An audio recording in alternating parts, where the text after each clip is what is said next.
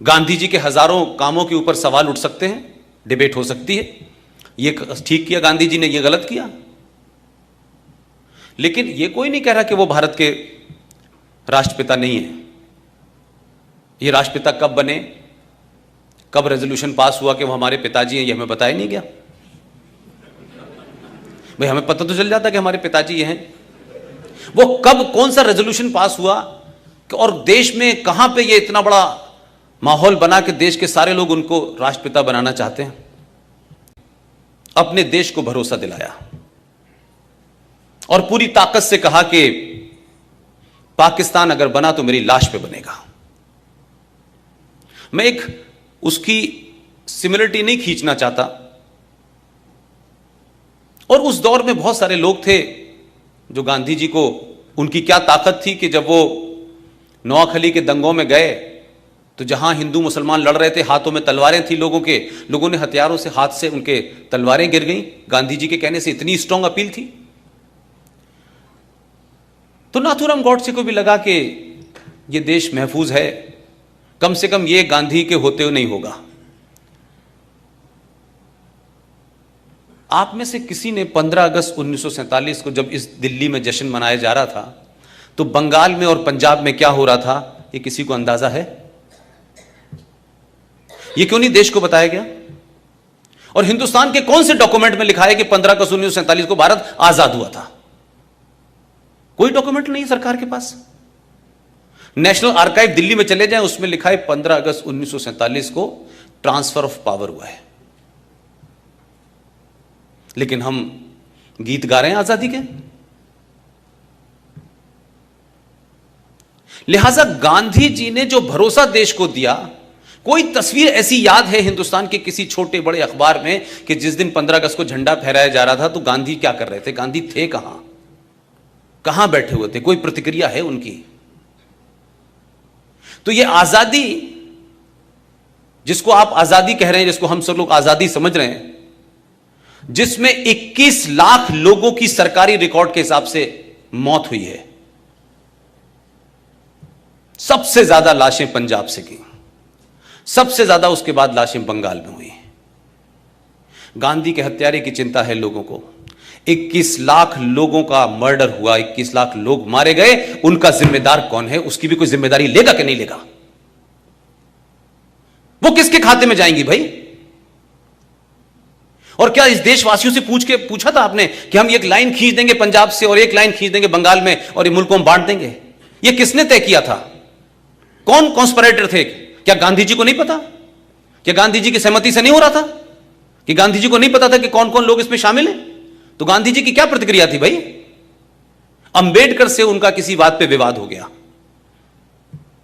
तो अंबेडकर जी के पास पहुंचे और कहा कि मैं आपकी बात से सहमत नहीं हूं, और धरने पे बैठ गए।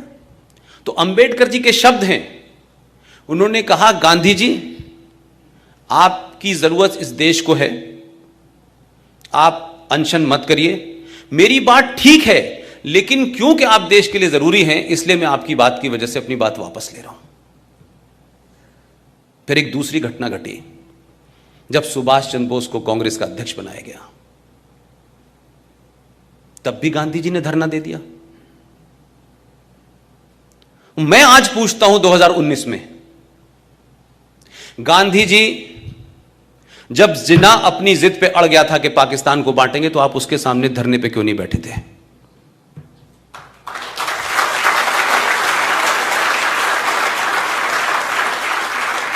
आप धरना देते, कुछ भी करते, ये देश नहीं बंटने देते ना। मैंने कोई एपिसोड नहीं देखा गांधी जी ने जिन्ना से बात की हो कि देश मत बांटो।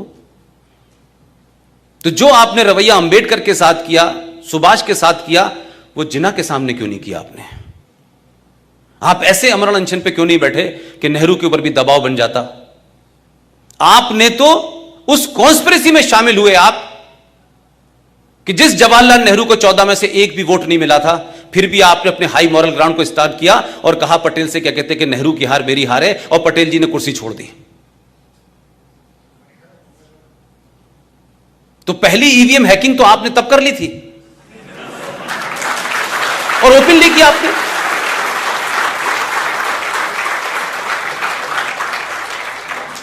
तो हम किसी आदमी को एक देवता की जगह बैठा दें और फिर उससे कहेंगे जो तुम कर रहे हो वो ठीक है, और उस पर सवाल उठाएंगे तो लोग कहेंगे देखिए साहब गांधी जी के बारे में, गांधी जी ऐसे थे। भाई गांधी जी को क्रिएट किया गया, मेरा मानना यह है। अंग्रेजों को कोई पागलपन का दौरा नहीं पड़ा था कि उनके अपना एक अंग्रेज जो कलेक्टर था उसने कहा कि मैं कांग्रेस पार्टी की नींव रखता हूं, A.O. ह्यूम, और तुम हमें मारना और हमें यहां से भगा देना। इतनी सहमति तो मैंने कहीं नहीं देखी आज तक। और मैं कहूं कि पूरी कांग्रेस पार्टी का चरित्र देखें अगर आप, ठीक है कि उसमें बहुत सारे लोग गए, फिर वापस निकल आए, फिर अलग अलग जगह चले गए, लेकिन कांग्रेस पार्टी का पूरा जन्म और कांग्रेस पार्टी की अप्रोच में कुछ लोगों को आप देखें कि जैसे ही इस देश में गरम दल का जैसे ही वो आगे बढ़ता था, तत्काल गांधी जी अनशन, अहिंसा, हम ये नहीं करेंगे, हम वो नहीं करेंगे। जब भी मैंने देखा कि ये ताकतें आगे बढ़ी, गांधी जी खड़े हो गए बीच में आके। और वही ग्रुप जिसे मैं चंडाल चौकड़ी कहता हूं, वही उनके साथ थी। सुभाष बाबू के मामले में गांधी जी ने अनशन किया था, वीर सावरकर के लिए अनशन किया था। तो जो लोग दिल्ली में थे और दिल्ली में सुबह सुबह लिखते थे लेटर टू डॉटर मॉर्निंग, दोपहर में भी लिखते थे, शाम में भी लिखते थे। अंग्रेज पूछता था ब्रेकफास्ट में क्या लेंगे और फिर खाने में क्या खाएंगे। ऐसी जेल अल्लाह करे पूरे देश को दे दे। और एक आदमी, हजारों लाखों लोग अंडमान से लेकर सब जगह थे, उनकी कहीं इस देश में जिक्र नहीं है। तो हम ये माने कि जो हमने नींव रखी है इस भारत की, ये एक बार ढह जाए तभी ठीक है, ये बगैर ढहे नहीं हो सकती।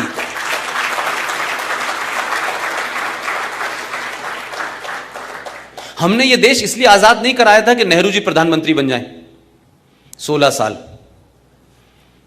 और उनकी ताजपोशी जब मुमकिन होती है, जब इस देश के एक आदमी को, आज के रिकॉर्ड में अगर कहूं तो 1945 में उस आदमी को अंग्रेजों से मिलकर नहीं हटाया गया। क्या सुभाष चंद्र बोस 1945 में गायब हुए, उसमें नेहरू जी के अलावा दूसरी फोर्सेस नहीं थी? और ये बात मैं इसलिए कहता हूं कि अब से 6 महीने पहले जो हम लोगों की पिछले 4 साल से लड़ाई चल रही थी, वो पूरे तौर पे समाप्त हो गई। आप सबको पता होगा कि 6 महीने पहले हम लोगों ने सुभाष चंद्र बोस के सिलसिले से जो सिलसिला चल रहा था कि उनके सारे डॉक्यूमेंट को डीक्लासिफाई किया जाए, वो क्लासिफाई भी हुए। लेकिन बड़ी लड़ाई ये थी कि भारत का प्रधानमंत्री पहली बार आजाद भारत में 15 अगस्त के अलावा 21 अक्टूबर को जब सुभाष चंद्र बोस ने यूनाइटेड भारत में आजादी की घोषणा की थी, उस वक्त मेरा ख्याल है कि दुनिया के 11 देशों ने उसको मान्यता दी थी। ये डर कांग्रेस के लोगों को लगा कि हम तो ट्रांसफर ऑफ पावर में बैठे हैं कि हमारा नंबर आने वाला है, ये बीच में कहां से आ जाएगा। तो क्या कॉन्स्पिरेसी हुई कि 43 से 45 तक सुभाष गायब हो गए, और अभी 6 महीने पहले जब भारत के प्रधानमंत्री 21 अक्टूबर को भारत के लाल किले पे 15 अगस्त के अलावा दोबारा गए और झंडा फहराया।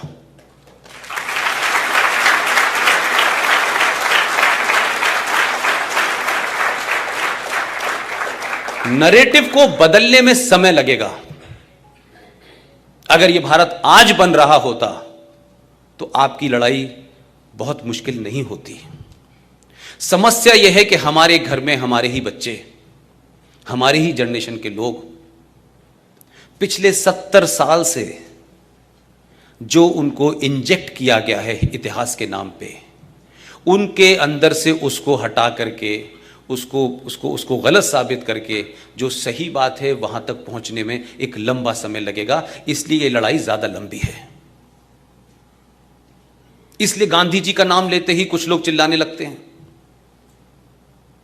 इसलिए जैसे ही वीर सावरकर का नाम आता है, वो गद्दार था, आपने खुद ही नैरेटिव गढ़ दिया है कि वीर सावरकर ने गद्दारी की और चिट्ठी लिखी, लेकिन वही लोग देश के ये नहीं बताते कि 1980 में मैडम इंदिरा गांधी ने जो सावरकर के परिवार को चिट्ठी लिखी है, वो एक किताब है, उसमें पब्लिश हुई है।